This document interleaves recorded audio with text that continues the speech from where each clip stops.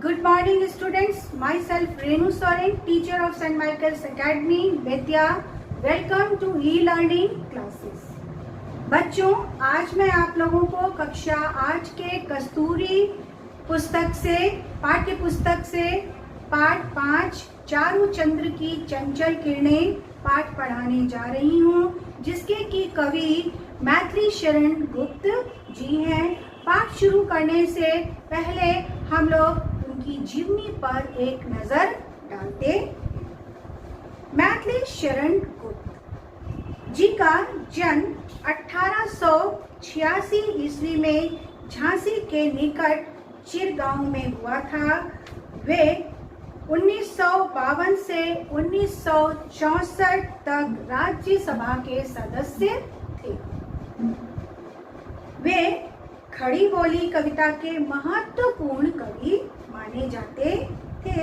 उन्होंने ब्रज भाषा जैसे समृद्ध भाषा को छोड़कर समय और संदर्भों के अनुकूल होने के कारण खड़ी बोली को ही अपनी अभिव्यक्ति का माध्यम बनाया। उनकी प्रमुख कृतियां भारत भारती, यशोधरा, कुणाल गीत, जयद्रथ, द्वार पर, पंचवटी और जय भारत आदि है। उनकी मृत्यु सन 1964 ईस्वी में हो गई। बच्चों, ये थी संक्षिप्त जीवनी उनके मैथिली शरण गुप्त जी की। अब हम पाठ का परिचय देखेंगे और पाठ प्रारंभ करेंगे। सर्वप्रथम हम देखेंगे चारू चंद्र की चंचल किरणें। चारू का तात्पर्य हुआ सुंदर और चंचल किरणें। चंचल किरणें जो सूर्य की बहुत ही चंचल और सुंदर किरणें धरा पर बिखरी हुई हैं, दिखाई दे रही हैं। अब हम पाठ का ये मुख्य उद्देश्य है कि सदैव हमें जीवन में आगे बढ़ते रहने का संदेश कवि हमें दे रहे हैं। प्रकृति सदा परिवर्तनशील रहती। प्रकृति में हमेशा परिवर्तन होता रहता है। बिना रुके, बिना थके एक एक सुंदरतम दृश्य बनते बुनते जाता ही प्रकृति का धर्म है। हर समय हर पल प्रकृति अपनी सुंदरता को बुनते और बुनते रहती है। फिर भी हम क्यों रुक जाते हैं? रुको मत, प्रकृति से प्रेरणा लो और सबके दिलों में प्रकृति के समान माधुर्य घोलते हुए जीवन पथ पर आगे बढ़ते चले जाओ। कवि मैथिली शरण गुप्त जी प्रकृति से प्रगति की शिक्षा देते हैं। उनका मानना है कि ना जाने हम क्यों रुक जाते हैं। उनका कहना है रुको मत। जिस प्रकार से प्रकृति परिवर्तनशील है और सदा कुछ न कुछ वो करती ही रहती है, परिवर्तित होती ही रहती है, और उससे हमें कुछ प्रेरणा लेनी चाहिए और सबके दिलों में प्रकृति के समान ही मधुरता होनी चाहिए। या माधुर्य घोलते हुए जीवन पथ पर हमें सदैव अग्रसर होते रहना चाहिए, सदा आगे बढ़ते रहना चाहिए। इस पाठ का मुख्य संदेश यही है कि हमें अपने जीवन में विराम नहीं देना है, रुकना नहीं है। जब तक हमारे अंदर सांस है, मनुष्य को प्रकृति से प्रेरणा लेकर सदा आगे की ओर बढ़ते ही रहना चाहिए। प्रथम पंक्ति में हम देखेंगे कि मैथिली शरण गुप्त जी क्या कह रहे हैं। कवि कहते हैं, चारू चंद्र की चंचल किरणें खेल रही हैं जल थल में, स्वच्छ चांदनी बिछी हुई है अग्नि और अंबर तल। कवि कहते हैं कि सुंदर चंद्रमा की जो चंचल किरणें हैं, चंद्रमा की जो किरणें हैं, वो जल और थल सभी स्थानों पर वो क्रीड़ा कर रहे हैं, खेल रही हैं और स्वच्छ चांदनी बिछी हुई है अग्नि और अंबर तल में। आप कह रहे हैं कि कवि कहते हैं कि सुंदर जो चंद्रमा की चंचल किरणें हैं, वो जल और थल सभी स्थानों पर खेल कर रही हैं, क्रीड़ा कर रही हैं, और पृथ्वी से आकाश तक सभी जगह चंद्रमा की स्वच्छ चांदनी फैली हुई है।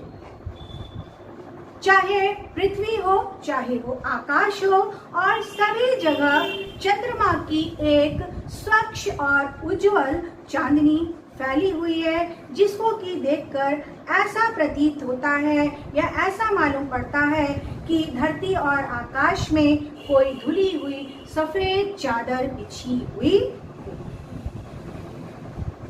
पुलक प्रकट करती है धरती हरित तृणों की नोकों से, मानो झूम रहे हैं तरूबी मंद पवन के झोंकों से।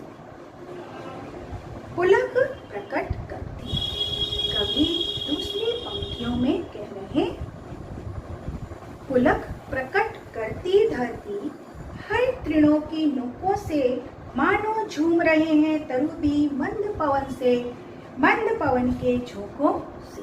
पुलक प्रकट करती अर्थात पृथ्वी जो है वो अपनी प्रसन्नता प्रकट कर रही है, पूरी तरह से पुलकित है, हर्षित है, खुशी का माहौल सा बना हुआ है।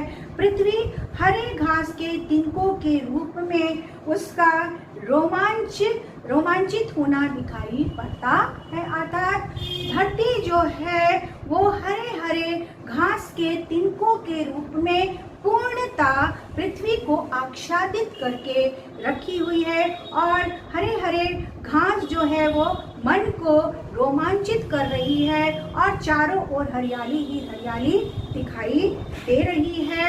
अर्थात तिनकों की नोक चांदनी में क्या हो रही है, जब उन तिनकों पर चांद की जो चांदनी है, चांद की जो रोशनी पड़ रही है बच्चों, वो बहुत ही उसकी जो चमक है वो और भी पृथ्वी की प्रसन्नता को बढ़ा रही है, मानो झूम रहे तरूबी और मंद पवन के झोंकों से। अब क्या है कि उसका रोमांचित होना दिखाई दे रहा है, और अर्थात तिनकों की जो नोक है वो चांदनी में पूर्णता, जो चांदनी की उज्जवल चांदनी की छाया जब उन नोकों पर पड़ रही है, और उसकी जो चमक है, चमक से पृथ्वी की प्रसन्नता व्यक्त हो रही।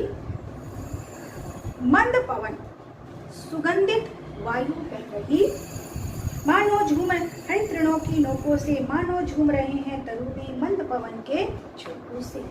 मंद पवन के झोंकों से मंद वायु बह रही है, और वो वायु बहुत ही सुगंधित है।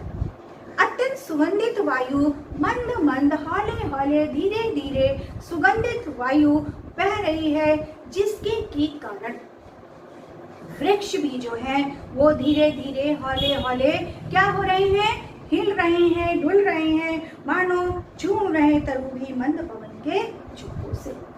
ऐसा मालूम पड़ता है कि मानो सुंदर वातावरण को पाकर वृक्ष भी पूरी मस्ती से आनंदित हो रहे हैं। तात्पर्य यह है कि जो सारी प्रकृति का वातावरण है वो बहुत ही प्रसन्न है, प्रसन्न चित्त दिखाई दे रहा है, हर्षित दिखाई दे रहा है, और खुश दिखाई दे रहा है। चारों ओर पृथ्वी जो है वो झूमती नाचती गाती सी दिखाई दे रही। बच्चों, आगे की पंक्तियों में को हम लोग नेक्स्ट क्लास में